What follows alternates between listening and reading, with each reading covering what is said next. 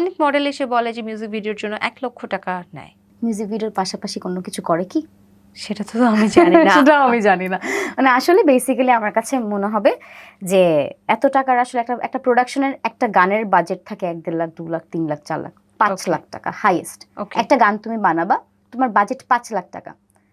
এর মধ্যে তোমার সেট রেডি করা, ডিরেক্টরের পেমেন্ট, আর্টিস্ট পেমেন্ট, ব্যাকগ্রাউন্ডের পেমেন্ট অ্যান্ড মানে যত যাবতীয় পেমেন্ট আছে সব কিছু তোমার এর মধ্যে কভার আপ করতে হবে। একটা আর্টিস্ট যদি 1 লাখ টাকা নিয়ে যায়, তো যেই গানের বাজেটই 2 লক্ষ টাকা থাকে, সে গান বানাবে কি? তার মানে একজন আর্টিস্ট মিউজিক ভিডিও করতে 1 লক্ষ টাকা কখনোই নেয় না। এটা মিথ্যা বলে।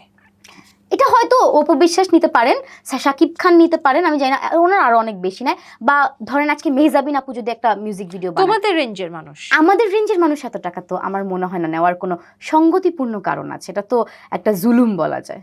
অসঙ্গতিপূর্ণ কারণ করে নিতে পারে, হতেই পারে, এটা তো বলা যায়।